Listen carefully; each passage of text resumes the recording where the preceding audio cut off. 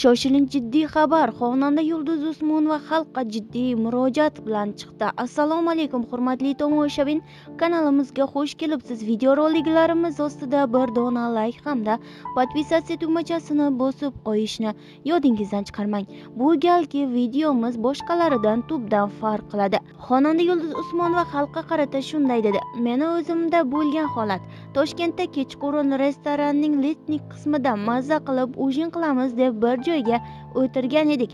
Shu payt tun bo'lishiga qaramay yoshgina bir qizaloq kelib sadaqa so'radi. Unga rahmim kelib yaxshigina pul berdim. Berganimdan so'ng esa 7-8 marta tilamchilikni oilaviy biznes qilib olgan ayollar va yosh bolalar tinmay qayta kelaverishdi.